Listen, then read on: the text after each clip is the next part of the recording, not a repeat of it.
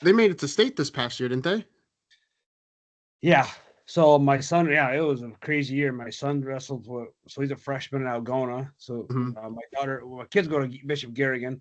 So yeah, they've made it. She's a junior, and they made it to state. They won it as a freshman. She played with Audie Crooks, and then my cousin, uh, Oh, her cousin, and then last year we made it back to state. We got beat first round, and this year we got beat. We won the first round, then get beat by St. Albert's in the second round. okay. St. Albert's. Yeah. So, but yeah, so she plays a lot of basketball. She should have been my wrestler, man. Yeah. She's built like a rock, but she loves basketball. So Yeah. Cool. And then you have so he's a freshman this year. yep, And yep, Algona was good. yeah, Did they go to Algona? You said yeah, yep. So Garrigan doesn't have wrestling, so he goes over and gosh. wrestles at Algona. Okay. Yeah, he was our 6-pounder this year, and he had a pretty good year as freshman. He made it down the state. Kind of had a unique thing happen. He got sick. He got really sick right before district. So the 3 weeks before, he actually was diagnosed with type 1 diabetes 3 days before districts. Wow. So it's kind of he made it through, but he was barely, he basically, his body was a wreck. And so Yeah. he persevered, man, and got through as a freshman, which was good. He had a path to get through, and he got it done. But once he got down there, it was pretty rough. His body was just, he could wrestle about 2 minutes, and that was like it. Mm-hmm. So so it's been a pretty cool thing, or a pretty shitty thing, but cool thing for him to. Mm-hmm. Tuesday, we're in the hospital, at the Blanks Hospital, Children's Hospital in Des Moines, and walked out. He was like, "I'm coming back, but this time I'm going to the well." 3. I didn't think he'd be able to wrestle, but Yeah. he got it done enough anyway. So, but yeah, we won state duels, and we had a happy individual tournament. But mm-hmm. Yeah, I was gonna say, 2A is always just it's kind of it's the most fun. That's what we grew up. I grew up in Monona at MFL Marmac, and we were in 2A, and that was such a fun. Not saying anything bad about 3A or 1A, but 2A was always a battle between teams. Like you just never knew. It was just like throw them into a hat, pull them out, and see who wins. A lot more fun when everybody's not chasing for second. Yeah, too much parity in 2A right now until somebody climbs up and does it. I guess. But yeah, right now it's fun. I mean, it was state duels. I think we could wrestle that thing 10 times. Probably had 8 different champs. Right. I mean? So the dual thing was fun, and in 1A or the individual, we just didn't have a good tournament. But again, it was anybody's to take, and then you add in the teams that got 3 or 4 horses, and all of a sudden you got like 12 teams that could probably win the darn thing, So it was fun. I mean, it's fun like that, So for sure. Yeah. When you feel like you have a chance, and I'm not saying other teams in 3A or 2A or 1A, excuse me, didn't feel like they have a chance. I'm sure they felt like they could have a chance, but yeah. When you have Southeast Polk and Don Bosco, I mean, it's pretty hard to, so when you're in 2A, literally you're like, we could win this thing. Yeah. So. And you don't get down the first round, you're down by 50 points. Right. Yeah. Hey, next day actually still does better. Yeah. But, no. For sure. So now I guess a little bit about you. So you're from Graettinger. Yep. Correct. Damn. 98. Graduated 98 from Graettinger, correct. Yep. Nice. You're actually the second person from Graettinger I had on. I had a guy by the name of Jared Enderton on because I saw he was like, buddy. I talked to him today actually a couple times. Really? He is. I coached Jared. I was the head wrestling coach when he won it. No kidding. Yep. Wow. Yep, we had just moved back. My wife and I. My wife's from Emmitsburg. We had just moved back to Graettinger, and she was teaching, and then I helped out his junior year, and then his senior year, I took over as the head coach. Yep. So Jared's a good dude, man. So yeah. I had a ton of respect for that guy. So he's doing awesome things, and yeah, he is.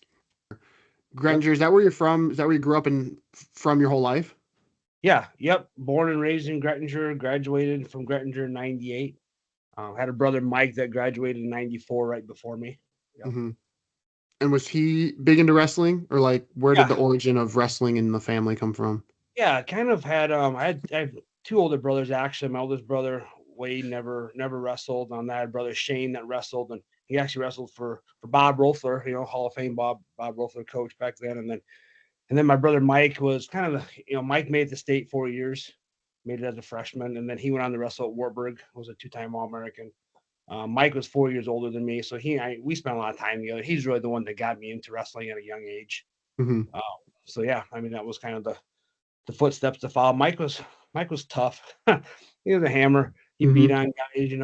He was a front headlock guy. He didn't have a lot of technique, but he's just kind of a guy who want to beat you up more or less than take you down and win. But so I spent a lot of time with him, and obviously he beat me up a lot as a young kid. Yeah. Having a big brother that beat up on you. So, but yeah, so that's how it all started. What about a step further, I guess, with your like parents and like uncles? Like, was it a family thing that way too? Yeah, not really. I had a couple cousins. The last name was Herky, and then my mom's side. So I had a cousin Jarrett that was a year younger than my brother Mike. He went down and he qualified for state. He was always kind of the little guy on the team. He ended up wrestling for Ellsworth for a couple years. Okay. But he got 6 his senior year, so just a little bit in the extended family, but not too much. Yeah, had like a great grandpa, I guess, that won like won it like way back in the 30s or something or 40s. Back when wrestling, like, you wrestle until you pin somebody. That's what it was. It was pretty crazy, like a multiple time state champ and national champ or something. And finding out was pretty cool. But yeah. Well then what was it about wrestling? Like, did you try the other sports? I guess I ask people that too, did you do the circuit essentially? I did, growing up, not really, because I guess my old brothers wrestled, and I had a cousin that wrestled. So coming up, I started wrestling in kindergarten. Really? It was a big deal, and in watching my older brother, and we were close to Emmitsburg, and it wasn't long, and I was good friends with like Scott Kaufman, and a lot of those guys were my age, and Luke Moffett, and started hanging out with those guys at little kids tournaments and wrestled all the time. Ended up playing football too, and in high school, obviously, and I love football. I just about went and played football in college, but I golfed. I like golfing. Went state in golf. And, yes, your senior year, right? Yep, my senior year. So there we go. That was like the sport you could go do, and what football and wrestling were you grinded, you worked hard, you got big, and golf was kind of just go out and have fun a little bit as you did some freestyle and stuff too, but go golf and relax a little bit. I enjoyed that. And still golf today. I enjoy that. Me and my son golf. My son golfs, so he's a freshman on the golf team now, and I love seeing that. We'd love to be able to go out and just golf together, something we'll always be able to do, so. Yeah. Yeah, that was my off season too, if you will. Like, I did track, and then I moved to Monticello, Iowa, and I played soccer, and that was my kind of relaxed season, if you will. I took cross country fairly seriously, and then wrestling, obviously, and so, spring was like, I still tried, obviously, like, we still tried, we're competitive, but it wasn't nose to the grindstone like wrestling and cross country was. Well, even back in those days, it wasn't either. We'd go down and wrestle, go someplace and wrestle, hit a tournament here and there. For sure.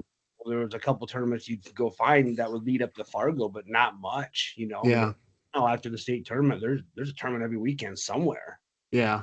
And a national tournament that there's either postseason nationals or there's these Heartland duels, or there's always something going on right now. So just way different, man, than it was 20 years ago. Yeah, right. I know. Now that I'm like sitting and thinking about it, because I don't think about it too much, but now that you mention it and I sit and think about it, I'm like, wow, yeah, which is something we'll probably get into at some point. Northwest Iowa, where we were, like Eastern Iowa was having some freestyle tournaments and stuff, but we had, or Fort Dodge maybe, but nothing in Northwest Iowa. I mean, we had one year, just put one together, and it was like, geez, everybody came because there wasn't anything north of Fort Dodge that was having freestyle stuff. You have to go to the Eastern Iowa, basically Osage, and over that. True, but there wasn't a lot going on, man. You work out once or twice a week and hit a tournament if you found one, but you'd have to drive, somewhere. Couple hours away, an hour. Like I said, Fort Dodge was always the closest. The Riles, the Riles always had one, or I think even state freestyle was in Fort Dodge one year, but it was not Northwest Iowa, man. It was pretty rare. So interesting. Another thing that now just like kind of popped into my head was that, like, I grew up in Eastern Iowa, so we kind of were lucky in that aspect. Like Northwest Iowa, where was it just more rural, where towns were just more spread apart, or was wrestling just not quite picked up there? Like what? I mean, maybe it's hard to.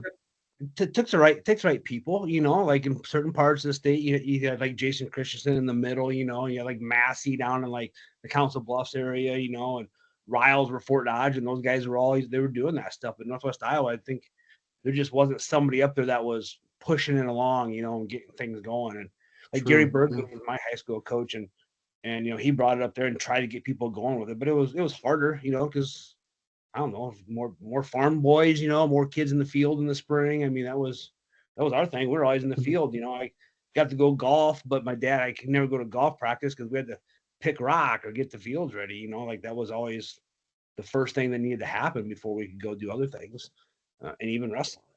But Really? yeah, so I think it's the people, whoever you had in your area and that pushed and got into it. That's in Northwest Iowa just didn't really have that at the Yeah. time. Yeah. So when did you start doing it Mhm. as much year round as you could and started to really Yeah. kind of revolve around wrestling? Having an older brother, it kind of made you, you're kind of, I won't say forced into it, but obviously I had somebody to follow, Yeah. so that was 4 years ahead of me. So, my brother Mike was doing it and going to stuff and, became friends with a lot of guys, so we would go and travel and do that stuff a little bit. But, we weren't wrestling, like tournaments a lot, kind of get ready for state freestyle. My sophomore year, I got beat at districts and I wasn't supposed to, I mean, got beat by two guys I'd beaten four earlier in the year and I didn't make it out. And my brother went to nationals that year for Wartburg and got second. And there's that I didn't take that district loss very well. And I just started wrestling all the time, a lot more. Went to Fargo that year and started going to more tournaments. I think that was a big deal. Just getting you more mat experience out there and competing. And I started to beat some guys that I remember going down to the Fort Madison tournament, right? That was a big freestyle tournament. Yeah. Mick Pickford. Yeah, for us, that's like a 5-hour drive from Northwest Iowa all the way down to Fort. Jeez. Yeah. But I remember going down there and beating a couple guys, and my brother, my cousin, like, geez, like, who you just beat? And I'm like, no, I don't. And they're like, oh, you just beat. Like I remember beating Mitch Payton down in West Delaware. Mitch was tough. I had no idea who he was. I was just some sophomore up in Northwest Iowa. But then I started getting confident. That's just, I think that what that stuff does, it builds confidence. You get out there, wrestle some guys, and catch some guys when they're not in shape, and Mm-hmm. stuff like that. You beat some guys. Pretty soon you're like, all right, I'm not too bad. I started wrestling a lot more really after that. My spring of my sophomore year. Yeah. What happened at districts? I kind of read a little bit about it. Just had a bad day, Yeah, I don't know. essentially. It shows up, man. I think my I went in the sophomore my freshman year. I separated my shoulder and I missed half the year and made it to districts and got fourth and lost in my sophomore year. I was having a good year. Went to sectionals, beat I think Dennis Mosier from Rockwell City was like got fourth year before. I didn't even know that. It's weird back then. Like you just didn't know as much. You had to read the paper, Mm-hmm. right? To see who you beat. Mm-hmm. Even my freshman when I didn't make it, I was pretty down about it. And my brother made it as a freshman. I'm just trying to follow in his footsteps. And my sophomore, I went. We had Tim Helgeson ended up being a state champ for Lake Mills at heavyweight when we were seniors. So I'm at 160 my sophomore, junior, my senior year. 152 as a freshman. Wow. Going in the districts, our sectionals, I beat Mosier, who got four. So I came out sectional champ. Went to districts. I had Tim Helgeson and then Blair Thomason from Eagle Grove. And I think I'd beaten Tim a couple times during the year and pinned Blair once. They came through and I had Blair first round and really I was looking ahead of him. I had a kid that I pinned and I looked ahead, but I get out there and I give it to Blair, man. He brought it at me. And I think I don't know if he took me down right away or something, but there's one match I can never go back and think like I can't explain it. Like I couldn't do anything. I think I kind of froze. I think it's kind of like a deer in the headlights. And I give it to Blair, man. He wrestled me tough and he beat me. And then Helgeson ended up beating him, so I didn't get a wrestle back. And I'd beaten Tim twice during the year. And they both went down and got fifth and sixth, I think, as sophomore. They're both sophomores my age, same age. They went down and placed. And then a sophomore, Mike Cassidy, won it for Martinsville St. Mary, like won my bracket. And I think as an eighth grader, I won AAU and he got like fourth or fifth. I'm like, man, like really like two guys I beat this year, got fifth and sixth. The guy that Yeah. I beat AAU that I knew I could beat or wrestle with, won my bracket. And I think there's some things I just changed my training. I just I was more intentional in training and probably more intentional in the whoopings I got from my brother, Yeah. but things changed, with that, and I got better. I wrestled a lot more and turned some things around than in the making the finals as a junior. But definitely just got hungrier. I needed those things to happen. In all honesty, probably. So Yeah. Yeah. And, to kind of put it all together and make it as a junior to the finals, I mean, hmm I think what you kind of said, it was kind of hard to describe at some points, wrestling in yeah, the state finals, like, oof. it was your first year there, and you can go to the finals, and and I knew I could be there. I mean, I trained Mhm. hard. I actually went that summer, and my brother was at Wartburg, and I actually went over and lived in Waverly for part of the summer. The Wow. Wartburg guys would stick around in the summer, and I was in the wrestling room just getting the tar beat out of me most of the time. It was good for me, but I grew up a lot, in that process. Hung around those guys. I was around a lot of good people, at that point, and just took wrestling more seriously. I think in my junior year, I mean, it was a crazy year. I remember I was unbeaten, and the week before sectionals, back then we had sectionals and districts, right? And the week before Right. wrestled Scott Kaufman, and Scott was second, ranked number one, and he used to beat the tar out of me all the time in hmm AAU, little kids, and Scott and I, we were good friends, and I beat him. We were both. I was ranked like 2 or 3, and he was ranked number one. But then Dustin Hartog was at that. We had a triangular that day, and Dustin Hartog from Clear Lake was tough, and he was there. I remember beating Scott. Our towns were like 8 miles apart, and it was kind of a big deal at that time. My wife now, like she was from Emmitsburg, so I was down. Like I hung out with all those guys, knew all hmm those guys well, but I beat Scott in our only high school match. I still gave him crap. I'm like, that's the only one that really matters. We guys are 30-0 against being little kids, but I got the one that counted. We had a heck of a match, and I beat him there. And then I went out and got pinned by Dustin and Hartog. Like I hope it was like 30 minutes later. We didn't have a lot of we had a decent team, but we weren't that good. hmm We didn't have anybody in the lower weight. So like we wrestled Emmitsburg, and they pounded on us. Then we turned around and wrestled Clear Lake. Like it felt like we didn't have anybody to like 130 or something. Then we got pinned. I was wrestling at Hartog. And Scott and I had like a 15-11 match or something. I think I was still tired. I was still tired the next day from that match. I went nothing. He went out there, but I always thought I got pinned in high school. He went out there, cradled me in the first period. I got pinned. I'm like, what just happened? I just beat Scott Coffin for gosh sakes. And then I just hmm got pinned by a second ranked kid from Clear Lake. I'm like, and then Scott went out there and beat Dustin, in the triangular like the next match. But that was a cool day. But I went from a huge high to oh my God, I just got pinned. Like good guys don't get pinned. Like that was my mindset. But Yeah. and then I went on and when Scott got beat by the Webster City kid downstate, which I was like in the semis, and I won and got to the finals, and but yeah, it's some tough guys, man. Those guys were tough. Yeah. Yeah. So Um, but on the flip side, talking about the highest of highs, making the state finals, um, to the lowest of lows was what, your senior year, you're feeling good, probably thinking you're the guy to beat, and then first round at state. yeah, that was a bad. That's still a stinging story. Yeah. My junior year, I before that, I hurt my shoulder really bad. I actually tore my labrum in that first match against Brett Myers from Postville my junior year. So I won that first Okay. round. Yeah. He like cradled. I pinned Brent, but he like came across and just ripped my shoulder apart. Like I was down, he just ripped it over. I never did not know it during the match. But the next day when I got up, 1A was always a 9 a.m. session. I remember getting up that next morning thinking I'm done. Like I couldn't lift my shoulder. I was basically bawling in the shower at the hotel, just trying to like get heat on it, warm up. I couldn't. hmm We went over and warmed up, and my brother came down from Wartburg. He was there. We warmed up in the bottom of vets for the entire time from weigh-ins till I wrestled, just to keep my shoulder loose. Wow. And I was exhausted going off my quarterfinal match. And I beat Casey Chalupa from Grant in overtime with he shot in. I gave him all I had with a sagging headlock left. I was done. I was exhausted, and I beat him in the quarters and then went to the semis. And then didn't work up myself so much in the semis, and really had a really good match against Bernie Thomas in the semis, and kind of didn't have any problems there. But yeah, and my shoulder, I never got surgery on it. I couldn't lift it above I couldn't lift a chair above my head until like football season the next fall. I never Wow. got it. Now I got problems with it now, but just tore that labrum and just dealt with it after that. But yeah, I went from a high low there, just thinking like I won my first round state, thinking I'm done, like I'm not wrestling anymore. But that was that junior year, and then yeah, my senior Yeesh, year wow. got spladled in the first round. I'll never forget.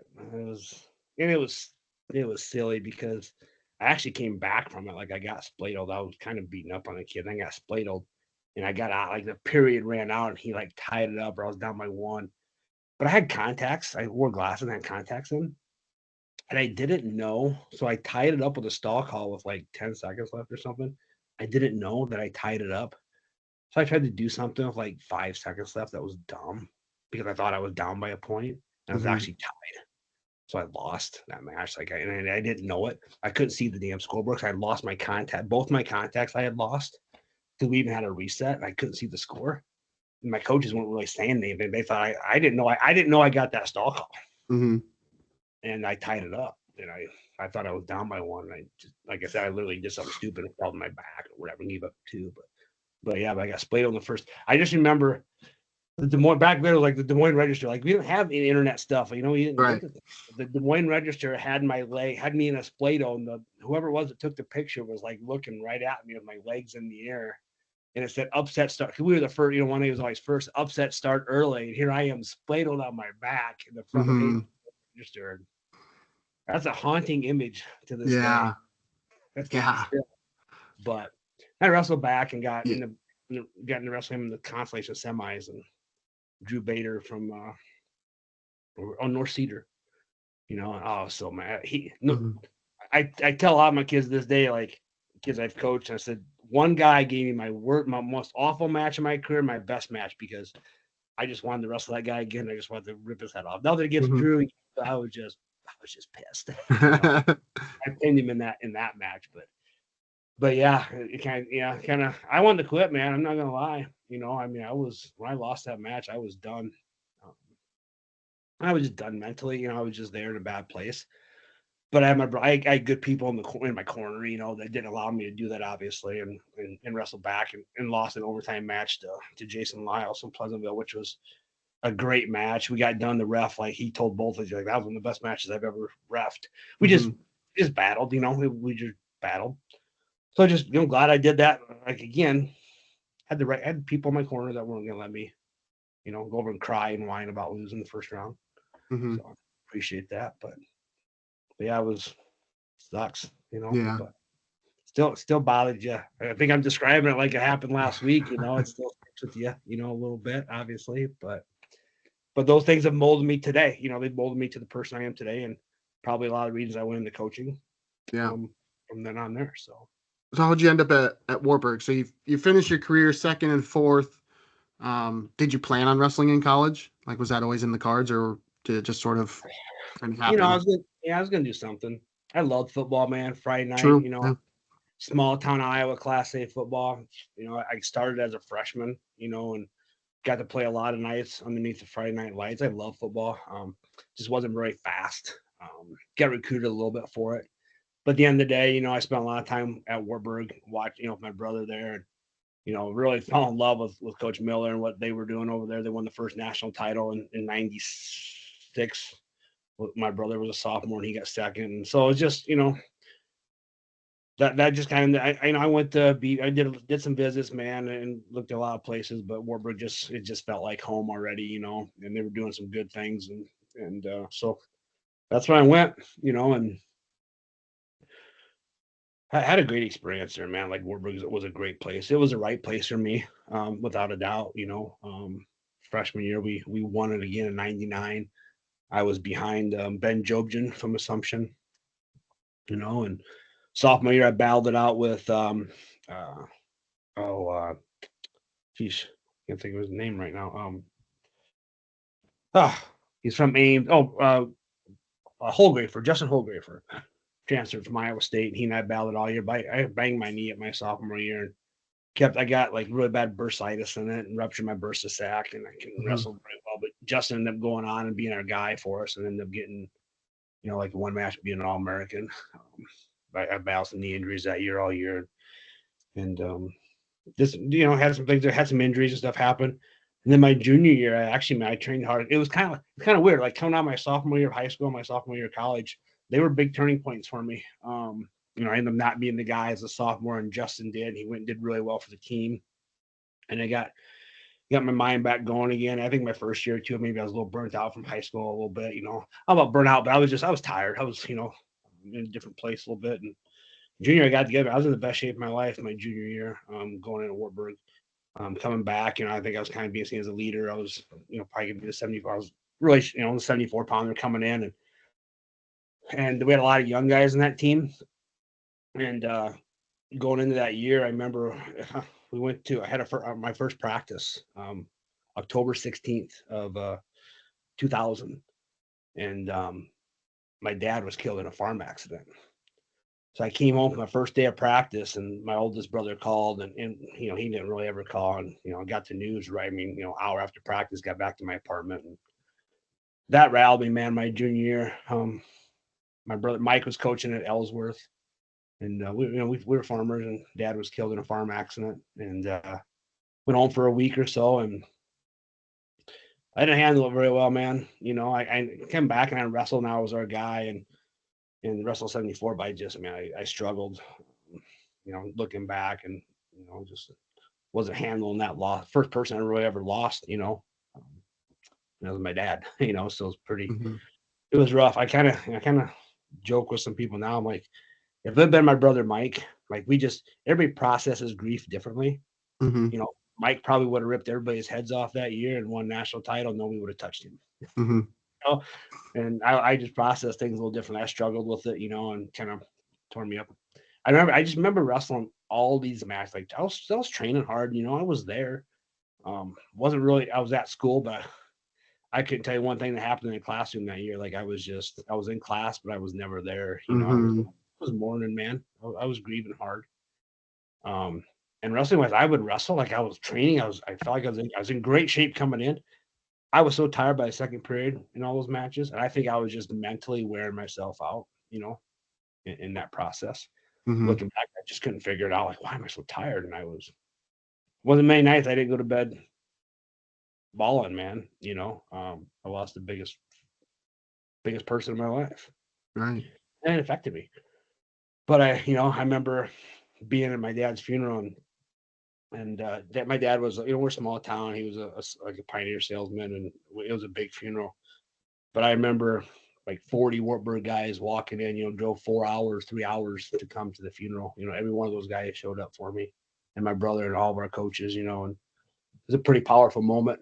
I'll never forget it, and appreciate all those guys for, doing that. And so I went back to wrestling for them. I was wrestling for those guys, but myself, I was shot. And then I remember going to the regional tournament or qualifier. I felt good. Nick Ackerman, man, was in my bracket. Rob Murray and Zach Gordon and me. There's, and then and Nick. We had, and all. So I ended up getting fifth. I was a 5 seed, and Zach Gordon and I wrestled first. And I wrestled all those guys and do a lot of close matches to all those guys. Only wrestled Nick one time, and he was so tough to wrestle, especially at that point. The year that he won national, man, and beat Slock. Got an SB with Cale Sanderson that year. Mm-hmm. But he was tough to wrestle. Especially when he wrestled one time. I wish I could wrestle him more times. But I lost to Zach. I felt like I took Zach down right away in the first period at the regional tournament with the 4 and the 5 seed, and we probably knew that 4 of us were going to get through. The 5th guy was going to be out. Mm-hmm. I took him down, right him. I was a leg rider, and I got high on him. He grabbed my head and pinned me, into the first period, I think, or something. But I was riding him hard. I felt so good. I was wrestling that day for my teammates, man. I was like, I'm here for you guys. I'm gonna get through. I was mentally there. And then Justin Dix and I had a heck of a match. I think he was the 2 seed, and I ended up lost to Justin like in an 18-17 match. But Rob Murray and Nick Ackerman and Justin Dix and Zach Gordon all went to nationals that year. They're the top 4. Because then you got like wild cards. I think it was the top 3 or something. And wild cards came out of out of the old Iowa conference. So those 4 guys went through, and 3 of them all American that year. So I had a tough deal, but I lost close matches with them. But again, that was kind of my year that I had the best year at Wartburg. And then coming my senior year, I still wasn't. I was back dealing with some knee issues. I had knee surgery. I ended up getting an infection on that torn or that my The bursa sac. Sac, yep, kept rupturing. I never gave it time to heal. Ended up getting an infection in it. Had surgery at Iowa City, and I just never ended up having 2 surgeries on it actually, and just never could get over that infection. I was good to go my senior, like I could wrestle. We got about a month into it. Mentally, I was exhausted. I was still mourning a little bit. I just wasn't handling myself real good in terms of just dealing with stuff. I was tired. And one of the Sturms, who were my actually distant cousins of mine, so they came in from Emmitsburg, Ryan and Mark Sturm. And Ryan and Mark ended up being the guy, took my place and my weight, and ended up being matched, being all American. We were like a half a point or 1 point from winning it that year. I still sit with a little regret. I feel like if I wrestled, that was could have got some things done. But that was kind of my life at Wartburg, for the most part. Part of a lot of good things, just never really accomplished a whole lot. But that place made me, big time. I mean, Coach Miller was great. But my best friends, for the most part, today are the guys I wrestled with at that place. Scott Eddie, best friend. Scotty was a champ in Independence, and I were roommates for 3 of the 4 years there at Wartburg, and so a lot of us out there coaching now. I love seeing all those guys. Wartburg's a special place, still is. So yeah. Did you ever take a step back from wrestling, like just even after all that, after maybe not reaching your goals and the death of your father and mentally and the injuries, like, oh man, that can be a lot, to handle. And did you ever resent wrestling or have to take a step back from wrestling and be like, I just can't deal with wrestling at all in any capacity right now? Yeah, it's a good question. Right before my dad got killed, my wife and I got engaged. We were kind of a long distance relationship. She was from Emmitsburg, and we got engaged. And right after college, I did like that. So my senior year, I kind of did step back. Like I didn't do a lot with Wartburg. I started training. I think I ended up meeting with Millboy like almost 1st of November. I'm like, man, I'm just like, I feel like I'm gonna do you guys a disservice. Like I'm not into it. I'm just not here. So I stepped back from there, and I actually went to mortuary school, believe it or not. After that, I got Really? an elementary education degree. But my wife's brother had just built a new funeral home, or in the process of building a new funeral home. I got it done. And he's like, "Hey, you ever want to, think you want to come back and maybe like be a mortician with it?" He had no family. He just built a new funeral home in Emmitsburg. At first, I'm like, "No," like I went to the funeral home one time. I really don't want to go back. When I spent a little bit of time around him doing it, I'm like, hey, this doesn't bother me. I actually felt like maybe this was something that was meant to be. Give us a chance to come back and have a business back in our home area. So actually, we moved to Chicago. We got married right after we graduated our senior years. She was actually in Omaha. She went to graphic art design school in Omaha. Oh, really? Yep. And so she was in Omaha when my dad died, and she spent a lot of time down there for college. But so when Chicago went to mortuary school, so that was kind of my time away. And then we actually lived in Ottumwa. That's where I ended up working for a year of school, mortuary school, and lived in Ottumwa. And didn't do anything with wrestling down there. Just focused on, worked at the funeral home there, and Teresa ended up going back to school and so she graduated from graphic design school in Omaha, and I graduated from Wartburg. That was 9/11. And like that was when shut down marketing. Like she was the number one in her class, but she couldn't get a job anywhere. Everybody was cutting their marketing. It was just crazy times, back then when that all happened. So she could like go to Chicago and work, but it was like, everybody cut those people from their positions at that time. But so she went back to school. So we lived in Ottumwa for a while. Then we moved to Nashville, Tennessee for a little bit. Ottumwa for a year and a half, almost 2 years. And my wife she's really got some music talent. We went down there a little bit, and she kind of had a little bit of a window to go down there and try some things. And I remember that. So that was when I started getting the urge back to wrestle again or get into a room. And we moved. We lived like really close to a high school down in Nashville, Centennial High School. And I remember just going in. I'm like, I gotta get back into wrestling. I'm starting to miss it now. It's about 2.5 years out. And I remember walking in or getting a hold of the guy, emailing him, and he's like, absolutely, get in here. He's like, I go in there. He's like, dude. He goes, you wrestle in college? You're from Iowa? He's like, yeah, like whatever. How often can you be in here? I kind of started helping out coaching at that high school a little bit. Never went to like meets. I just I don't even know what the rules were in Tennessee. I was just in the room working out with some guys, and that started to tell me. I went into teaching because I always wanted to coach. That's what I was really going to school for. And then so that was when I started getting the bug back to coach. And then we end up We were in Nashville for like 8 months, and then we moved back to Graettinger. My wife got a teaching job in Graettinger.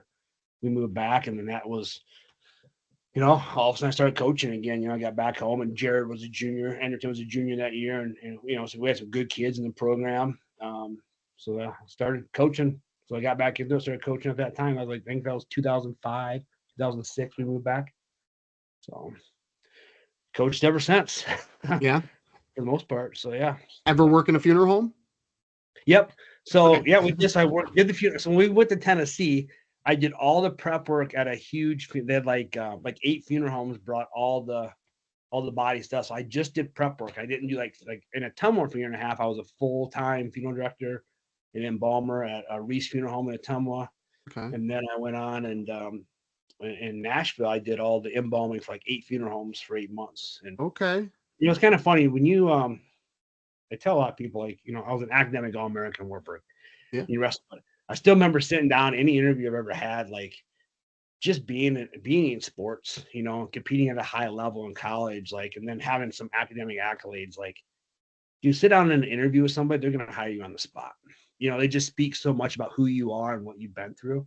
And I just enjoy telling kids that, like, just grind, man, just work hard. And when you sit down and you want the job that you want, that resume doing these things is going to speak for itself. And it always did for me. So that's how I got that job in Nashville. So I did that, and then we moved back home, and then I ended up doing the funeral home. I ended up building a funeral home, just a little mortuary in Graettinger, a little chapel that I did for about 8 or 9 years. Okay. And then ended up getting out of it a little bit. It just was hard, and we weren't doing a lot of funerals. But I started coaching full time in Iowa Lakes. I got hired at Iowa Lakes full time, and that was when it was hard then to do both. And so I just kind of let my brother-in-law take it over. Okay. So How'd you land at Iowa Lakes? So I coached at Graettinger for 7 years. Iowa Lakes had kind of just started the program there for a little bit. They hired one guy. He didn't do a very good job. And then they brought in Ty Eustace, and Ty did an awesome job there for a couple of years. And then the AD up there I knew, and he was kind of, he and I started talking a little bit. With Ty left, I hired another guy. And I think he was soon understanding that it was going to be a revolving door for the coaching carousel. Bring a guy in for a couple of years, young guy, and then he was going to go on and do something else. So I think we just, wanted somebody more local. That was, I moved back home. That's where, we were both from back home, my wife and I. And so that was kind of how that all started. Just through those conversations, I ended up applying and getting it. And man, I had loved it up there for 9 seasons, 10 years. And wow. Yeah, I love, it was home for us, ended up being, my kids were, had a couple kids, and they were growing up around their grandparents, and so it was a good thing being back close home to the family. And I'm doing a dream job for me, man. I was coaching wrestling full time. It didn't matter what level. I was impacting kids and coaching, and loved it. My wife was a teacher and ended up becoming an administrator. It ended up being a blessing for us to be back home because, again, we hit some serious adversity. Yeah. My wife was my son was 1, so my daughter Stacia was 3, and my son was 1, and my wife was diagnosed with nearly stage 4 breast cancer.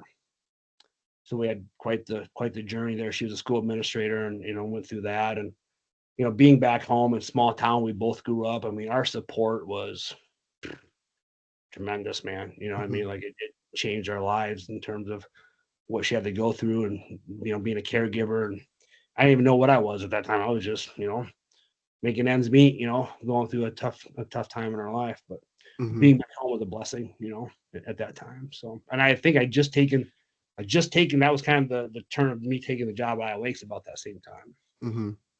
So let me ask you this, there was somebody else. So I had head coach by the name of Joel Allen on here, and he had when his wife had their last child, she went through a lot of issues with the pregnancy and stuff. And so I'll ask you the question I asked him. So you're battling this adversity at home, you're dealt this huge blow, that your wife has breast cancer. And now you have to, like, were you actively, like, at that time, you said kind of that's when you were at Iowa Lakes. Were you coaching at that time? Like, were you actively going to practice at that time? So how were you able to compartmentalize what you were going on, going through at home, worrying so much about your wife and kids, and like that is obviously like that's Yeah. tough. And now you have to go to practice. Now you have to be on for your athletes. You have to make sure that you're there for them, like that. How did you balance that? It's a good question. I don't know. I mean, I think, when you're young and you're going through adversity, just like, we'll get into what we do now, but it's like you just make ends meet. I mean, I think that's what sports teaches you. That's what wrestling taught me. I mean, you got a wife and you got two kids, and then you got all these, this other responsibility that you have. And again, I say I was fortunate too, to be back home because Mm-hmm. I had my mom was there, like her parents were there. I had a sister there, brother. So like when the kids needed to be somewhere else, we had lots of options. So it was a village helping us through Mm-hmm. all that, at that time. And without all that, like we'd have been somewhere else and I've been coaching. I don't know. I don't know how, because I know those people in our lives were extremely important, and we had a lot of people step up for us and be there for us. And we use it now. We present and do speaking engagements, and we work with athletes, and we say this a lot, like that area is known to really step up and help people. And I'm not saying we were ever the first, but it felt like anytime somebody goes through something in Graettinger and Emmitsburg in that area, like those communities are second to none in stepping up and helping those people through it, whether it's food chain stuff, people bringing meals or they have fundraisers or whatever, and that's what it was like for us, man. It was, I can never put it into words what those people, did for our families, our extended friends, and stuff like that. So I think you put your head down and you grind. I don't remember a lot of it, man. To Mm-hmm. be honest with you, you go to work and you give everything you got to your family when you get home, to the guys that you're coaching when you're with them, and it makes you who you are. I think that's our darkest days, I think, lead to our brightest moments too, and we we we we have done a lot of things. What we do today is even based on what we've gone through in the past, because I think we look at life from a different perspective. I ended up losing my mom a few years after that to cancer, and Teresa lost her a close uncle and died. We've had a lot of loss in our family through a young age. Even our two kids have experienced a lot of loss, and we don't take a day for granted. We do the things we love to do. We want to, our careers, we want to do something we're passionate about, and so forth. So, and coaching was that for me. I didn't make a whole lot, Mm-hmm. Cody Lake, but I loved it. I loved the impact that I had. I loved going up there every day in that environment, and I loved having my kids around it. You know, that was cool for me. And my son now, man, I used to love taking him on the bus and being around the guys. Mm-hmm. I never pushed him in wrestling like you gotta go do this or that. It was just, if you want to, it was whatever you want to do. And we were like that with both of our kids. Didn't put any pressure on them. Didn't want them to feel like they had have any expectations, especially when like back home. And not saying like we weren't a big, but everybody knew who we were, and everybody who knew who we were as athletes. The last name. Even my wife, her family was just had her brothers and her they're athletes. Had a lot of success. Mm-hmm. So we never pushed him to anything, but man, I thought it was really, I began to realize like having my son and my daughter around. Even my mom, sometimes I brought her on the charter, became a wrestling mom. But for my guys that I coached to see me as a father, and as a son and as a husband, I think were some of the most impactful things that I did around the guys that I coached. Mm-hmm. I really enjoyed that. And my son right now, he wrestles, but he's a fan of the sport way more than he is, I'm going to be a state champ or national champ. He just loves the sport. And I think the relationships that you build, through that, no matter what age, because man, my guys at Iowa Lakes treated my kids like they were a prince and a princess, Mm-hmm. and I loved that. It was a cool thing, man. I had a lot of kids I coached at Iowa Lakes that had some rough backgrounds, had some rough, some of them didn't have parents, Mm-hmm. some had one, so you make it, that's your family. And so those are the things I remember, man, by Iowa Lakes. And we had some success there and had some national champs and a lot of All-Americans, things like that. But now I see these guys married and being fathers, and some of them back there, I'm like, oh, this guy, I hope he's never a father, Yeah, but yeah. those dudes are the best fathers in the world right now, Mm-hmm. and I'm proud of that. I love that. I love getting text messages or seeing Facebook, seeing these guys are engaged or having their kids and reaching out to me and sharing those moments with me. Like, dude, that's better than any national title that any guy could ever win for me. Mm-hmm. Seeing that stuff now, and I think a lot of that was just we made it a family thing. You know, I probably really started to take my son, who was only 2 or 3 at the time when we were going through a lot of that, up to the wrestling practices more and stuff like that too. You know, and I always thought, and then there being some really cool moments. I still get guys like send me pictures of them with him, sometimes riding in the bus and charter bus or whatever, and he'd be sleeping on them, and it just like at the wrestling tournaments, he's wrestling with guys, or watching warm up or being in the corner, like, dude, that was cool stuff, Mm-hmm. Love seeing those pictures and those memories. So Yeah. Well, that kind of will lead us into what you do now. So, mhm. kind of planted the background story of who you are, how you got to, how you got to be the person you are today. And so now that leads us again, like I said, into the athlete's mentor. Mhm. Um, when did that start? And like, Yeah. when did that even become sort of like an idea or a thought that you were like, okay, I think we want to do something like this? Yeah.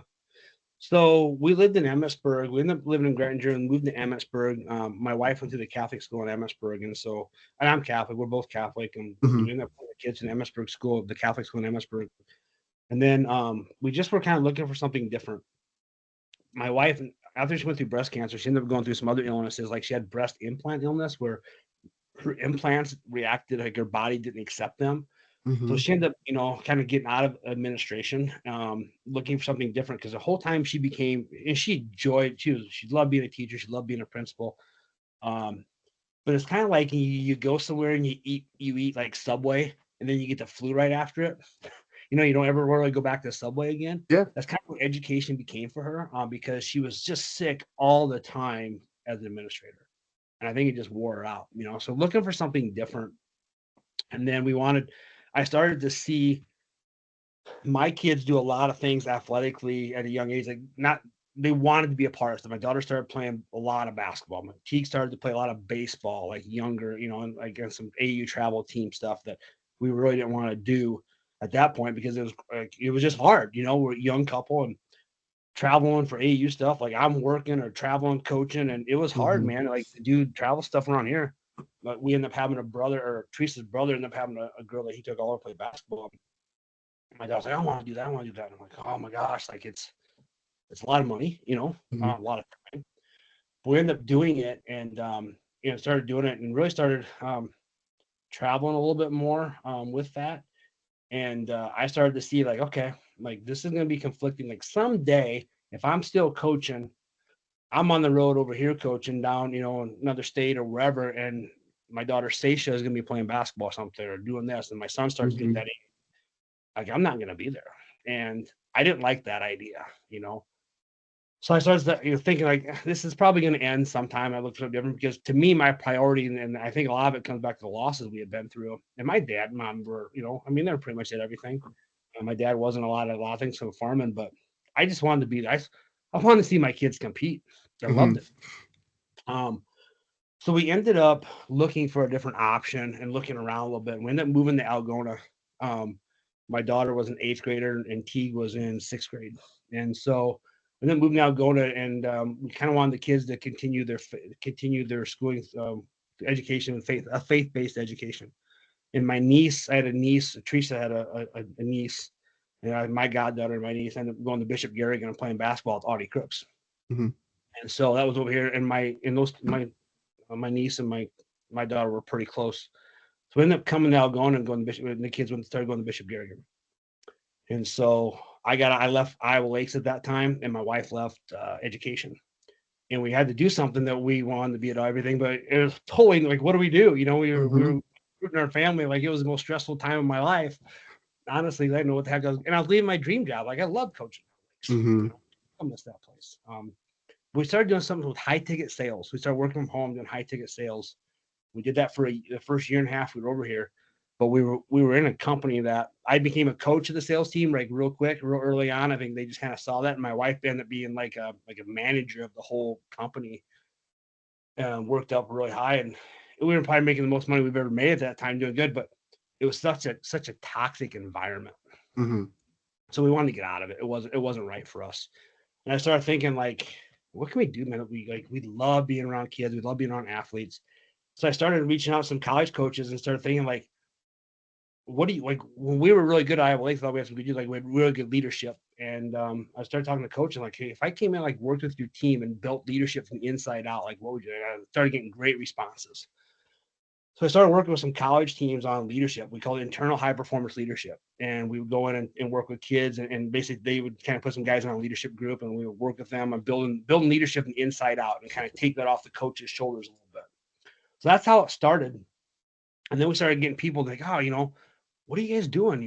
And people reaching out to, oh, can you work with my kid? And, can you work with so-and-so? And sometimes it was a 12-year-old, sometimes it was a high school kid. So we just started thinking like, man, like there's a void here. Like athletes need like mentorship, you know what I mean? Like, how can we, parents want we started hearing a lot of parents, I just need another voice. Like I tell my kid this, but they don't hear it. They don't want to hear it from me. Mm-hmm. I put a lot of things together. Like, man, there's really like, we really felt like we were good at this.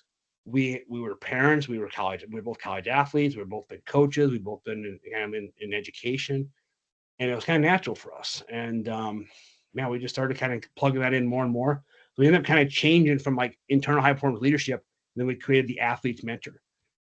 High performance leadership, people are like, well, what's that? What do you do? And we have to explain it all. And like, Mm-hmm. what do you guys do? We mentor athletes. Perfect. We changed our name, rebranded, and we're about 2 years into that now, growing and getting that in there. And that's what we do. We mentor athletes, man. Getting our name out there so people know what we do. I think a lot of people don't, again, it's a void. We support parents supporting their kids. We support coaches, supporting their kids. And we still work with college teams. So we're still doing that too. I think we worked with 16 college programs, working on that internal leadership still. We work with one-on-one kids. We have some groups, but we're just getting out there and really showing and letting people know that there's a void. Athletes need some mentorship, and the impact that we've had. It's been amazing. What we do is so much. It's so fun for us. So impactful, I think, for the athletes. But we're helping parents, in that process. We're allowing parents to step back and be mom and dad. And we have failed as parents 1,000 times. We still do. Mm-hmm. Not like I don't know, right?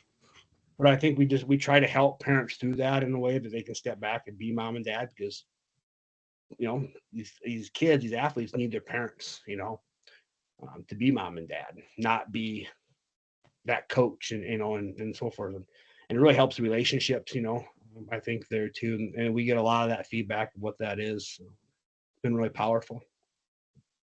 So Yeah. Do you also so you have relationships with the athletes and mentor them. Do you also sort of mentor the parents as well to an extent to kind of explain their role in all this and what yeah, it we should do. look like? Yep, and that's something we're kind of adding on and growing to. We've known that's going to be an important part. And so within our programs, we offer parents to be able to come in and, so once a month right now, we have what we call, like last one we had was the struggle's real, where we do a master class where parents can come in and we just talk about how do you help your kids through challenges and adversities. We had one the month before that was called the car ride home. Like that's a really big topic. Like Yes. talk to my kid after a competition. Right? That's a Love really it. tough time. So those have been really awesome. We help. So those are some things of topics that we talked about. We get parents together that are when their kids are in our program. We get where the parents can come in and we have like they can come in and we just do some brainstorming and have a topic, and we're there. So we're kind of creating a little bit more and more. So we hopefully got some really cool news coming up. I'll kind of talk about a little bit, but we're working into that for sure because that's an area, and we've had even some coaches, especially some club coaches, talk about that, like worried about that, in the way that, hey, we're working with our athletes over here and we're mentoring them, we're coaching them, and then they're going home and the parent like they're going backwards again because they're in this environment where the parents are like, they might be, even if they're saying the same thing, it's not coming across the same way. So we're finding that's an area of need and a want, and we've had some great conversations with some club coaches, and I think we're really close to having a really cool announcement here soon with a big club here in Iowa. It's gonna be pretty awesome that we're gonna go in and work with all their athletes, all their parents, and they have the same vision that we have. So it's definitely it's a void out there, I think, and I think it's also it's kind of an elephant in the room. A lot of people don't want to talk about it either. I think in the wrestling world too, people, a lot of parents think they're doing the right thing. They're grinding, pushing their kids Yep. hard, and that's what they Hmm. need. But is it, and for some, I think it is. You can do that with some kids, but man, like a majority of kids, like it creates a lot of tensions. I'm gonna tell you, Kobe, the one thing I don't miss, and I left there every year for 5 years with my son, was the AAU state tournament and the things that I saw happen in those 2 days between sometimes some parents and kids, sometimes some parents and club coaches. I left there almost sometimes just disappointed in the sport of wrestling. Like, this is what we're kind of getting to, like, Yeah. man, like, it shouldn't be like this. I love this sport. And I saw some things that just disappointed me, that people that was the relationships that were going on, because it can be kind of ugly. And then Jordan Burroughs put out a big post on it here. I don't know if you saw it on his stuff, like 2 weeks ago.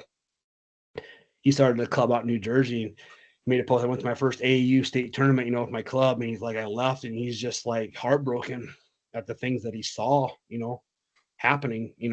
and so forth. So there's I think there's that elephant in the room. The club are doing a ton of good stuff. Don't get me wrong, but it's like, everybody's trying to forge out the best club, and and go by, we have the most champs and the most points, and they're making these great wrestlers. These kids wrestle all the time, but you know, I think there's a lot of damage being done along the way. In some areas, not everything. There's a lot of great things going on. And these guys do in the club, but I think everybody do it for the right reasons. But I think there's some things that need some help. Some guidance, some mentorship along the way that could really, really help a lot of people, Hmm. athletes, parents, club coaches. And I think that's just mentorship. It's just guidance.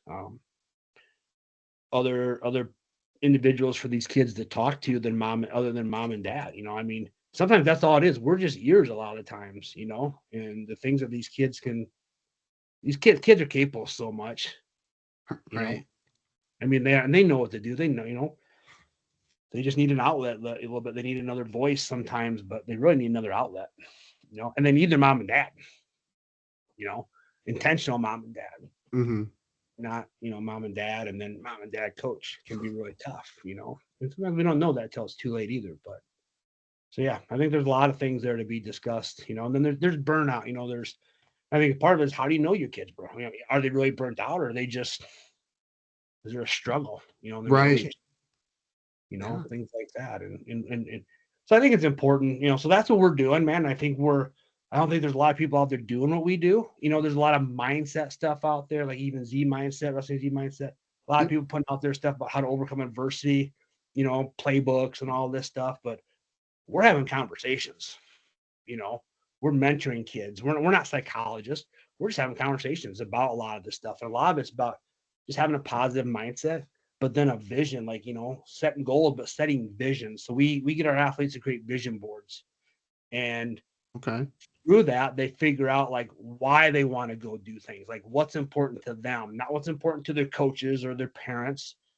But if I'm wrestling, like, why am I wrestling? Why is it important to me? And then we have our kids through our program do vision boards, and it gives them, and then they start to understand the meaning of like why they want to go do this or that. Then they put action behind it, but then it's theirs. It's Hmm. nobody else's. I think that's a really powerful thing that we do, that a lot of kids, they start to discover themselves. And once they discover themselves and why they want to do things, now they're going to practice because they want to, not because dad, or mom, you know, even though maybe they're not forcing them, but the kid feels like that's the expectation. Hmm. So I think that's a lot of things that come out with just, through mentorship. It's just, again, just having powerful conversations. And sometimes we're just ears, you know. Hmm. Um, so yeah, and I think that's the void that's out there. We're discovering it. I mean, man, there's not a coach we talk to.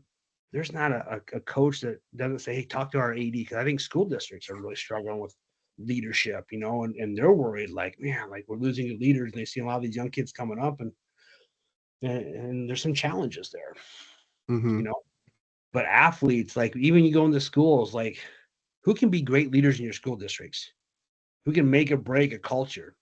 I think your athletes. You get your athletes to be good kids, good leaders, doing the right things. a lot of others will follow suit. They'll have a huge impact on a lot of other kids. But if you're athletes, they just got this, they're impactful. They got this power. But if they're not, if they're not good leaders and they're bullies and they treat people like crap, your culture is going to be like that. Mm-hmm. You're going to follow that suit. And it just kind of comes, I think it just comes with the title. It comes with being an athlete, right? You kind of have that responsibility a little bit. Yeah.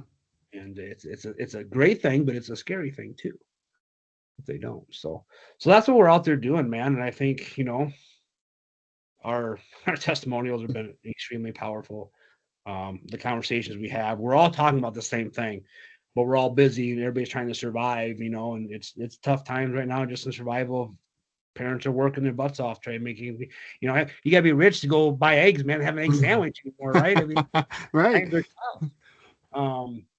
But yeah, I mean, really, that's what we're out there trying to let people know we're doing. And when we get people to see what we're doing, we have great conversations, and people are wanting to know, how they can get involved, what we can do. And so that's kind of our mission, is to help parents support their athletes. We do that by supporting the athlete, but we do support the parent too. And we worked with some school districts. We do some speaking engagements, and kind of sometimes we kind of get pulled a lot of different directions.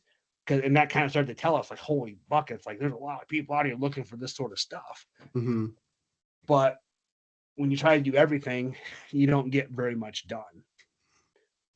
So we kind of chunked it down to, okay, athletes, like, let's work with athletes, because there's athletes in every school, there's athletes all around.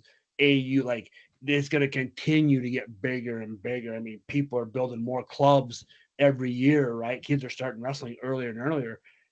But actually, I think, look at, we did like, what is it, like 39% of the kids who are doing a sport in middle school are still doing it when they're a senior.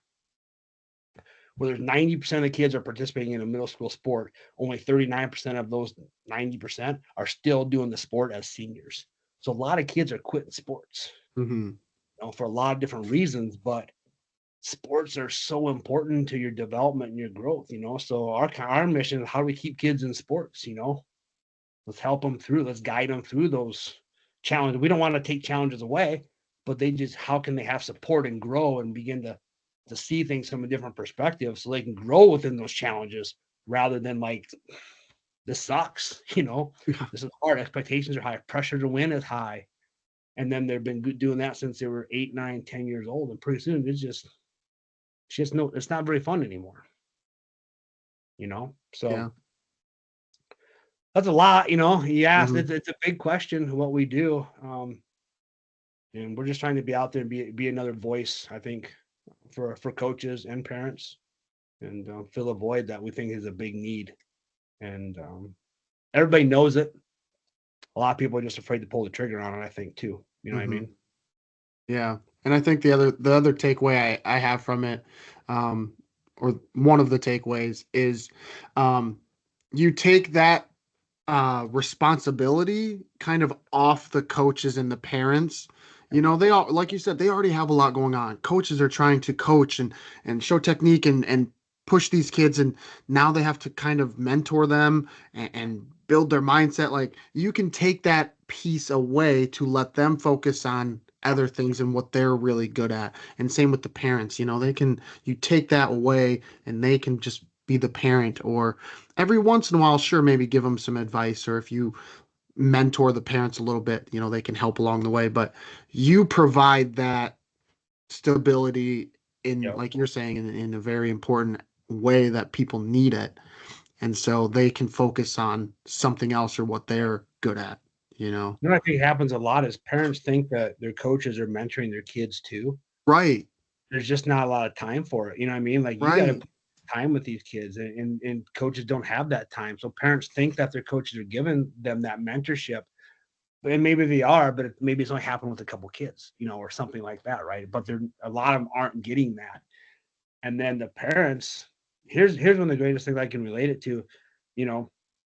They want to have these, like, who's the athlete's biggest supporters and fans, right? Their parents. And their parents want them to grow. Their parents got all these things that they want to help guide them on, but that's not the area to do it in, because typically it comes out, like, as parents too, and I experienced this as a dad. So I'm stressed. and that comes out in my voice. I might not be at my kid. I might be stressed about 5 or 10 other things that I don't want my kids to even know about. But when I talk down and I want to have a great conversation and intentional with my kids, they take it in a totally different way than what I thought I presented it. And it was damaging. And I didn't even know that. And my wife caught me doing that, at times, like, man, like, you were really like kind of hard on him. I'm like, I was like, that's not what I wanted to be. And one of the greatest things that I really enjoyed about when I was coaching back at Iowa Lakes is I lived 30 minutes from Iowa Lakes. And so I had a 30, 45-minute drive every day. And at first I'm like, oh, this kind of sucks. But Yeah. man, it was a time where I could reset. Like that drive, I could not, when I got home, I wanted to be the dad that my kids needed me to be and wanted me to be, and not bringing stresses back. I had time to like just decompress a little bit. And I really started to understand that a lot at that time. And I still, even today, like, I help out at going where my son wrestles, but I'm not the main guy. And I want my kid to be coached by others. He has other mentors in his life that we put in place for that reason, you know. But once you can flip the script and your kids start coming to you and asking you questions and you advice, and that's what we do in the athlete's mentor, like, to help with those relationships. Like, we give kids things to do, and then we actually have them go back and talk to their parents, like bring up conversations. And wow, like, is that game changing in relationships? Now it's the kid going to you, and even you, like, you even answer questions in a whole different way. You know what I mean? Like, it flips the script big time, and then your kids, they want to hear what you have to say. Typically, when you take it to the kid, they're kind of like, whatever, and you think you got your point across, but they didn't listen to anything. It's a big difference. Yeah. Wow. Yeah. And that's all. We haven't reinvented the wheel, man. We're not doing anything that's different. We're just, honestly, we're making them feel valued. Like, that's a big deal. As a parent, your kids should feel that you value them all the time. And when you get on them and you're hard on them, they feel devalued. And I think that's where they turn off. And when you feel valued, even with our college athletes on this, is like, how do you be a leader? How do you build relationships? Go ask your teammates how they're doing. Ask them for their input into the program. Make them feel value. Now they begin to buy in. Now they'll follow you to the depths of whatever waters you want to lead them to. But you got to make them feel valued. It's no different than with a parent and your kid's relationship. You got to be intentional and make them feel valued. It's a big part of where we go with that, through the things that we do, and allow parents to be able to do that and let their kids feel like, mom, dad value me, like they're asking me questions, or they're not barking at me on this or that. It's a game changing in relationships. Yeah. When did, or how do you, or how did you start to consume this information, and like, basically, how did you become good at this, I guess, is my question. It's a good question. I don't know if we are good at it, man. I think we're forging a way of just being out there and being people that are doing it. Like, we're passionate. I think a lot is through our experiences. Like Teresa, my wife Teresa, and I, we have failed as parents 100. We've made tons of mistakes. But I think we've reflected on them. And we've taught each other, like, hey, like you were kind of a butthead right there, or you didn't say that right, or I can tell Stacia didn't hear that. And I think it's been a lot of that reflecting, but just passionate about, man, like, there's a need for this. And I think we just genuinely care. And actually, we have a lot of people say, like, doing, like, her being a female and me male, and like doing it together. Like, we go talk to these college teams, like even like at wrestling, some of the college coaches are like, that's awesome, you two together, because it's good for our guys to see husband and wife, or male and female. I mean, it's a different thing. And I think there's power within that. And I think we just give a shit. At the end of the day, we care and we have great conversations. We're not, we have a program, but we don't sit down here and like, hey, this is what you're going to do. And when we follow the program, we meet the athletes where they are. So it doesn't matter where you're at. Like, we're just listening, and then we're working on real life adversities that they're going through. And then we ask them questions, and get them to talk to us. They know the answers, like, they know things, but they don't know how to see things from different perspectives sometimes. But once they do, and once they start to do some things, and they start to talk about some things, they start to get some stuff down on paper, and they write in the journal, and they start putting their visions down on paper, wow, man, like kids are amazing, you know. Mhm. They just need to be able to have a way to kind of crack that egg a little bit. And I think just giving them the time and then allowing the parents to give them the time in the right way changes a lot. So I think we just kind of naturally are passionate about helping kids, see things from different perspectives, understand their visions, and then give them a roadmap and a game plan to put action behind that. And Teresa's really good at that, at being an administrator, just knowing how to ask questions in a way that makes you Mhm. think differently. I mean, I learn every day, from her. We learn from our athletes, but those conversations are so powerful. It's almost like an addiction. When you Mhm. Yeah. turn the corner and do great things, or a parent calls you, is like, I can't tell you like how different Sam is today. I mean, like how he's playing ball. And it's like everybody's kind of got the question, well, how do you give your kid confidence? Kids struggle with confidence. All athletes struggle. We struggle with confidence as adults. Yes. Yes. You know, there's no, I don't know if there's a trick to it. I think it's just getting them to be conscious that I can do things or I can work through that stuff. And again, feeling valued and a lot of different stuff like that is important. And that's what we do in a nutshell. Mhm. So, but yeah, man, we've been again having some great conversations. I'm hoping we're going to announce something really cool here. We're talking to some club coaches, a particular wrestling coach who's that I've been following for a long time, and he's got a new club going, and he's just got those same visions we have. And he's like, dude, we want you to work with all of our athletes, and so we're excited for that. That's going to help us get out there. So again, I think it's just getting out there and letting people know what we do.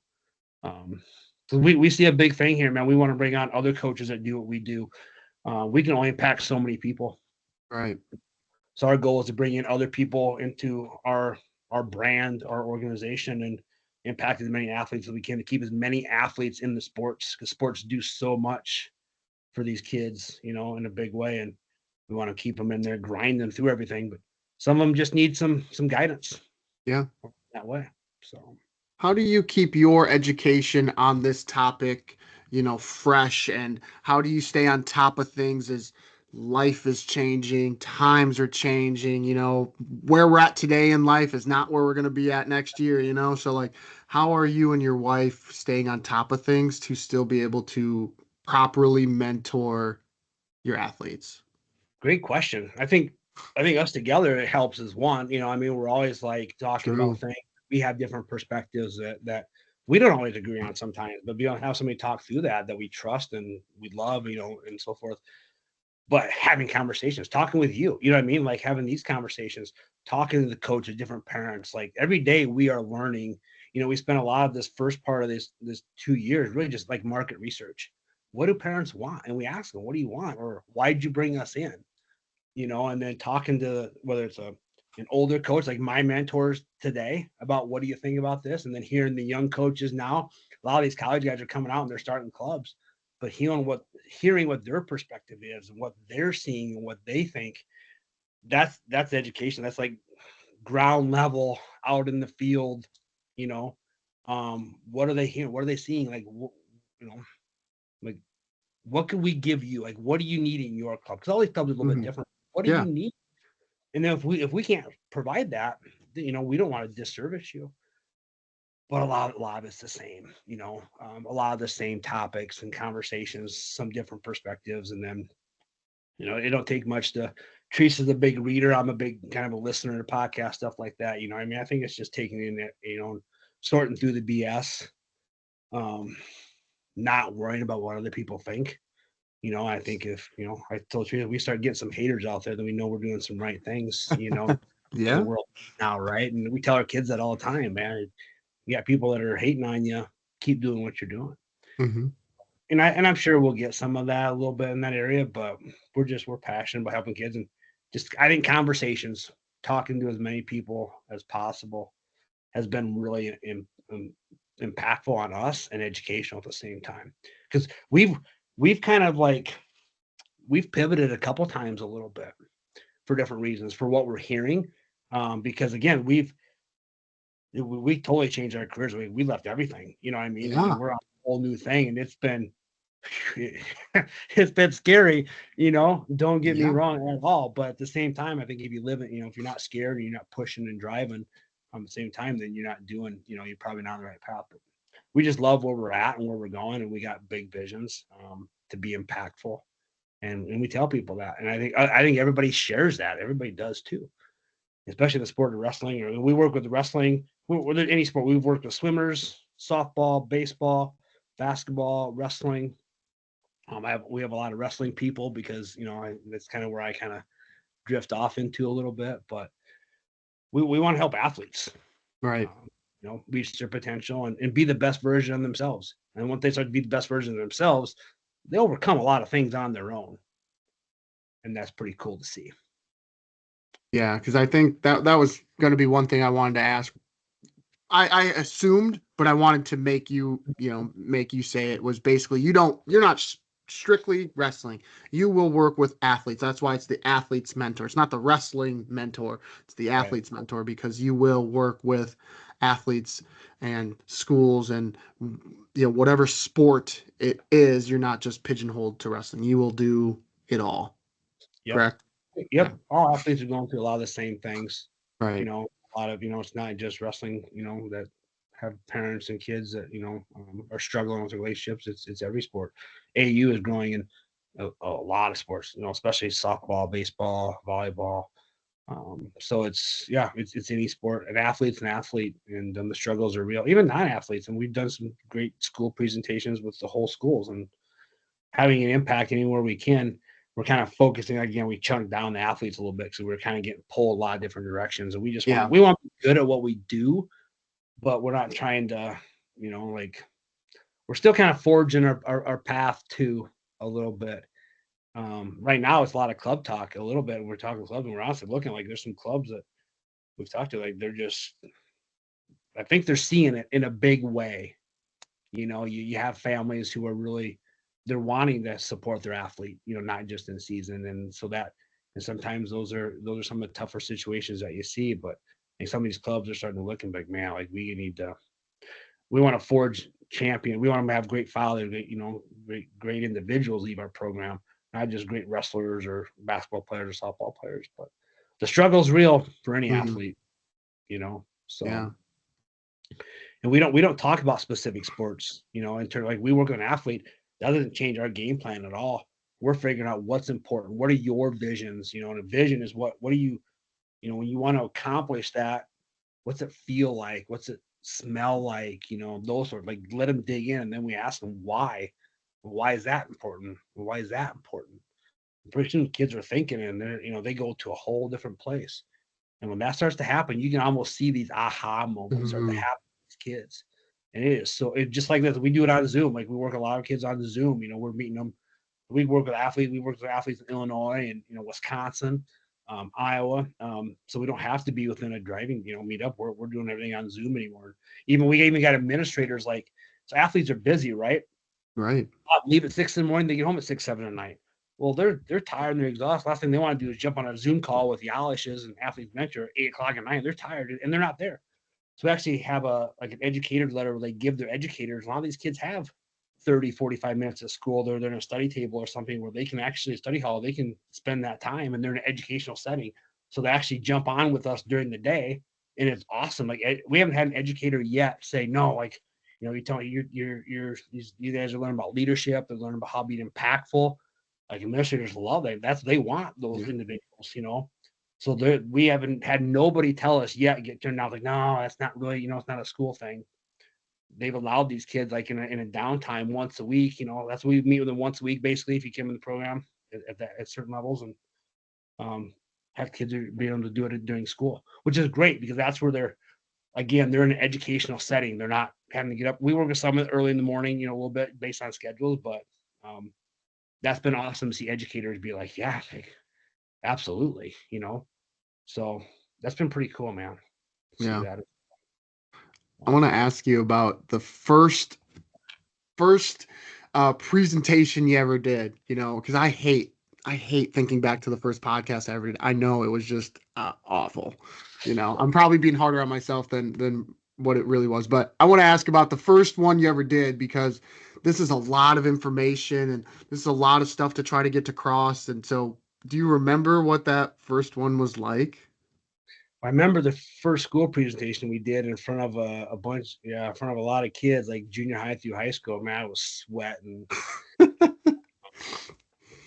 I told him I was like I had to have papers because the same time, like we speak a lot from the heart and we go with the flow. And Teresa, my wife is just smart, man, and she's just a lot more literate than I am. She's an English teacher, like she's always telling me, like, you didn't say that right, or you said, you know, and she just speaks well with kids. And she just stands, she's been an administrator, she's talked with kids, like she knows how to talk with kids to get them to be quiet. You know what I mean? And how to address large things. And me, I'm just like rolling with it. Like I'm more motivating, and I like my tone can go up and down, and I can change, So we work well together with that. But man, I don't remember. I remember having to read some things, right? I leave and we'd be like, oh, I forgot this, and this, At the end of the day, the kids, they don't know, and I again just get comfortable with it.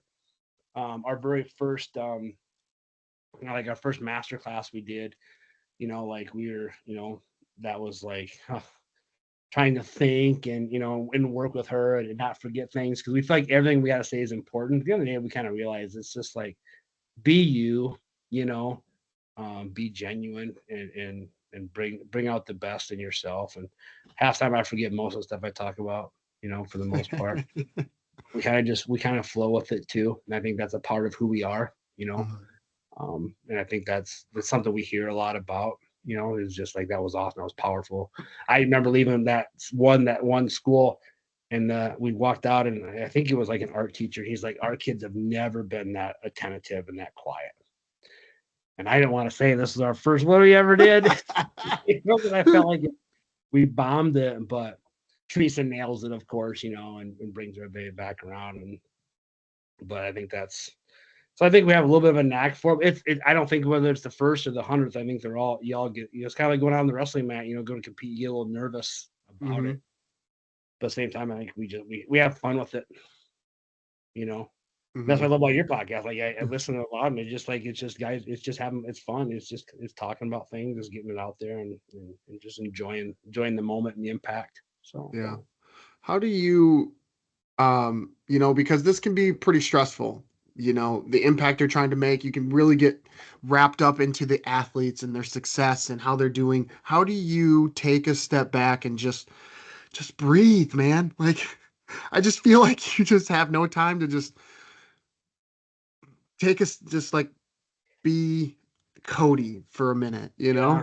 I think right now we're fortunate with our kids in high school because we get to chase our kids. Like our kids are competing somewhere, so to go watch our kids compete.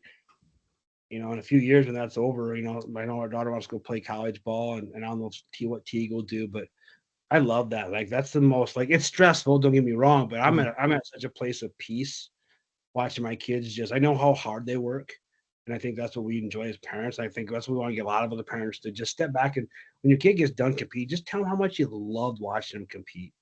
Because that's what it's about, win or lose. And I think we like that. It sucks when they lose, but you got to be the parent that they can come to. But I think that's where we kind of for us that's my escape. With doing what we do, there's a lot of things in the back end, like tech and all that stuff that I hate doing, and there's a lot of things we got to do that goes behind the scenes in terms of building our organization and making it something that we want it to be and prepare for growth. Like taxes, I need to get those sorts of things. But so for me, I think coming in like that is the release, like like getting on the calls, like even sometimes I'm rushing, I got to jump on a call. I'm like, okay, am I ready? And I'm like, oh, I don't think I did a good job. When I leave the calls with kids, and if Teresa's with me, or sometimes we do them together or separate, I'm like, that was so awesome. When kids speak, and it's just, there's something to it, man. When they really get thinking about things and they get reflecting on themselves, it is so awesome. And I'm in college, that's kind of like, I think I really discovered how awesome that was too, because in college, I started bringing young coaches with me where I give them control of the room. And I did most of my coaching was in my office, building relationships, doing guidance with these young men and outside the wrestling room. And I think that's where I really began to just kind of understand that and enjoy it, but realize the impact was really in my office most of the time, carried it into the room. So for me, I think that it is kind of that it's almost like doing what I do is that release. It's like I have to go back to the real world when I get off my meetings, and stuff. But having our kids, that's awesome, and I want parents to really feel what we feel all the time. A lot of times it's too damn stressful, Mm-hmm. they make it that way, and it's hard to watch your kids compete, especially in wrestling. Like it about kills you as a parent. Yes. At the same time, it doesn't have to be like that either. You know, Yeah. your kid, you know, they only know what you know. Like they only see what you provide them, and how you handle things. And we screw it up all the time. Teresa and I do. We talk all the time. Like we tell them, but if we do that, like we tell our kids understand that. We tell them that. You know, and I think that's a pretty cool thing. We're pretty proud of our relationships with our kids. Teresa and I are not that. Again, but we're only there because we've failed multiple times. But Yeah. that's the way of it. So Mm-hmm. we like my kid, Teagan and I, we like to go golfing, we like to go hunting, we like to, and I want those things to always be the number one things in our life, not what he did at a wrestling tournament or a baseball game. Same thing with our daughter. It's like those are great things, and those are going to build you the person you are. But that's not what make mom and dad proud. The work you put into it, that makes us proud. Like that's awesome. But let's go on vacation. Let's go Mm-hmm. hunt, go golfing. Like those are things that are important. Yeah. How do you get ready for a call? I know we're pushing up against the time here, but I just want to ask real quick, how do you prepare for your call when you're like going through a hectic time?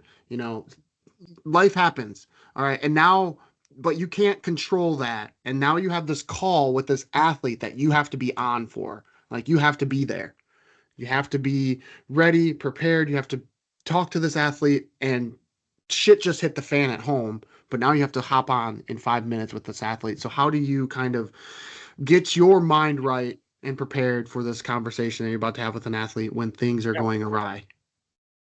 Just like we work with parents on is removing emotion, removing emotion from the conversations. When I sit down with our athletes, it's all about them. My life doesn't matter. How are you doing? We start off every call with gratitudes. So and we're usually like Teresa and I'll be the first ones to say. So every call on our athletes know we start off every call with, what's your win or your gratitude for the day or since the last time we saw you. When we start. And I don't care how bad of a day I have, I got something in my day that I'm thankful for, that I have gratitude for. And that's how we start off every call. And I think that's the power that starts off all of our calls. We've done that from the very beginning. And then our kids, our athletes, when they start off with a gratitude, sometimes it's a challenge for them, but they got one, and I don't care what it is. It could be the sun shining today. It's not raining for the third day in a row, or I got up and I got to school on time, or whatever it may be. Or sometimes it's like I don't have school day. Like that's their biggest win of gratitude, Mm-hmm. But we start off every call like that. And then that just leads into, how are you doing? What are your current challenges? This is what we worked on from last time. How's that going? And we talk, and every time they have to repeat their visions, every time like they set up their visions of what they are, and we use them like we talk about affirmations and visions and manifestation. The more times you're putting positive thoughts in your head, then you don't got room for negative thoughts. So that's kind of a part. That's really our plan on our program is working on positive thoughts, visions, and then they have to do their gratitudes and wins every time, and they got to repeat their visions to us every time. And pretty soon, like it's funny to hear them speak the first time you meet with them, to like when we get towards the end of the program, and how they word things differently, and the growth that they have, and just how they speak is so awesome. So Mm-hmm. much growth happens, and it's not from us doing anything that you wouldn't do with them, but we're giving them that time. And but like I said, you're all in on them. It starts with wins and gratitudes every call, and then it's just focusing on what's going on in their life and letting them talk, and we guide them through it. And then honestly, like that kind of goes back to that earlier question. Like that's my piece. You know what I mean? Like I'm not worried about any of my stuff. Mm-hmm. Those moments, and I don't know. You might have unlocked that. That might be why I enjoy it so much. Just talking about it with you. Mm-hmm. Um, I'm going to tell you, every time Teresa and I do one together, which is often when we can. Sometimes we got split up or whatever, but we get up and every time, I swear to God, we look at each other every time, we're like, that was awesome. Like so and so is like, wow. Like we're just constantly amazed at the growth these kids have. Because sometimes we started off early on, like Teresa's big in curriculum, like, being an educator and so forth. She does lots of the curriculum. Mhm. And I'm like, well, we can give them this much stuff. Like, this is too much. Like, if I remember being them, I'd be like, oh my gosh, like, you're killing me with all this stuff. Yeah. But if I always leave thinking, oh my God, and we don't have a lot of curriculum. I think the way we present it, it's just that the kids are capable of so much more than we give them credit for.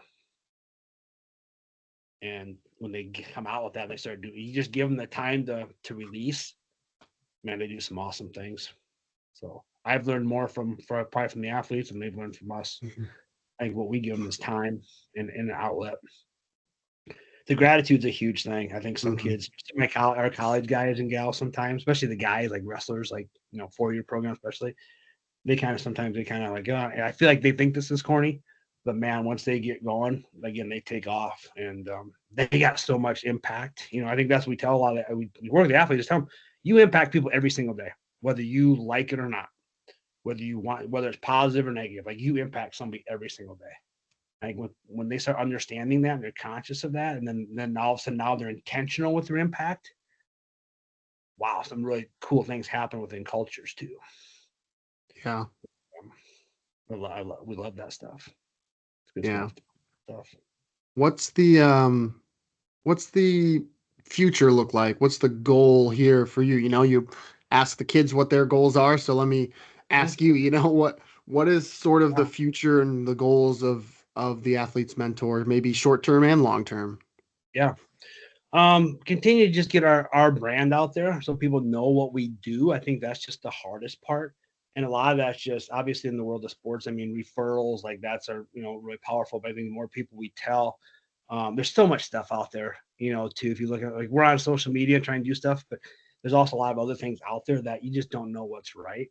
Hmm. So just growing little by little, we want to get to a point where like in this next year we can start adding to our team. I think for us it's being as impactful with many people as we can, athletes, but it's adding to our team to bring in other individuals like us that we can train in our program and what we do and bring what we bring and but represent the athlete's mentor and continue to build because there's new athletes coming up all the time, right? So it's not like this. I think this is a thing that will always be there, especially like the AU world is tremendously growing, right? I mean, kids are starting doing sports more and younger than ever. It's always kind of been a thing in wrestling, but now you're other sports like kids are playing baseball and softball really early on, and I Hmm. really think there's also a level like we're kind of like in that 10's pretty young, 11, 12 years old because things not that we're going deep, but it's like you need to be able to reflect a little bit Yep. and it should be all fun, but a little bit anyway. It should continue to be fun, but um, so yeah, it's growing, and someday we want to have Teresa talks about it, kind of like our big goal, like a barn, like a retreat center, a barn where people can bring their teams through and be there for a couple days or a day and go through stuff and just work on leadership. We believe leadership's a big thing that's I don't know, every generation lacks it more and more, but leadership is powerful. Impact, how you impact others is you just need more kids to be conscious of that, I think. So, and I think school districts are, you know, really, really foaming at the mouth to have more leaders and leadership. And so things like that, we got big visions like that and to just grow, I think grow our brand where other people are passionate about what we do and they want to, like they want to do that. And there's a lot of coaches out there, I think that have great abilities to do that and go through experiences and want to impact kids. And what better way to impact them than just to mentor them? We worked we pulled our 200 and some athletes that we worked with this past fall, and the college athletes, and just asked them. 98.9% of them said mentorship led was impactful in them in some way. And those are the ones that want to do something in college, right? So I think that's really important. The ones that don't go to college, I think a lot of them lack that mentorship. Somebody in their life outside their parents that was there to mentor them. But the college athletes all said like mentorship was a huge, but they all had somebody else in their life besides their parents that was very influential to them that Hmm. helped them their struggles. And I think that was, for us, that was like, wow, like, you know, working with kids, is really important. Like we need to provide more, make that more of an awareness. So I think bringing the awareness of mentorship and how important it is, Yeah. Is a really big mission for us. So Yeah. how do you do that? How do you know? We don't know, man. Get out there and get your feet dirty, and impact as many people as you can. Let other people talk about that impact is how we're growing. And but this is our baby, and we're not going anywhere. We're going to grow it. And again, the more people we see, the more visions we've been, sharing with other people. Like everybody have the same vision, and get more people to pull the trigger and step back and bring it in. Need to grow. I think, like talking to people who have, I think one thing that has scared us is, some people might not be able to get the kid, everybody come from different circumstances in life. And so to get people that like scholarships, like for kids to be able to come in and take our program that can't do it financially, that don't have that, disposable income at home with parents. A lot of people are struggling. That's a lot of people. And that's what's awesome about this one club that we're about to partner with is they want no kid left behind. So he's out there finding those funds. And so finding people, and I think there's a lot of athletes out in this world that want to give. So how can we build our scholarship program so we can give scholarships to kids and they'll come to the program and have mentors in their life, anything we can do to do that is we're open to it, and we're building at the same time. So Yeah. Well, the world could never have too many leaders, and where can people find you? I'll put a blurb at the beginning too. But where can people find you, get a hold of you, search you, whatever? Like if somebody wants the athlete's mentor to come to their school or where do they go? So www.theathletesmentor.com is our website. That's got all of our stuff on there. We're on Facebook. Just look at the Athletes Mentor. Social media. We're on there as much as we can. So that's, and email us at hello@theathletesmentor. And then, that's kind of, where we're at for the most part in terms of reaching out to us and finding us. The website will give you all of our contact information, email, and all that stuff is probably the best place to go to. But if you can message us on any social media, whether it's Instagram or Facebook and those things, there's places you can message us on there. So, and Cody and Teresa Alesch, you look us up, you'll find us in some aspect, also. But that's where we are, and find us, look us up, and we want to talk to you. And that's what we love, having just a conversation first, seeing where you're at as a school, where are you at as a parent, where's your athlete at. We always have it's always that session first, was a one-on-one with us, and let's see where you're at, and then let's see if we can help you.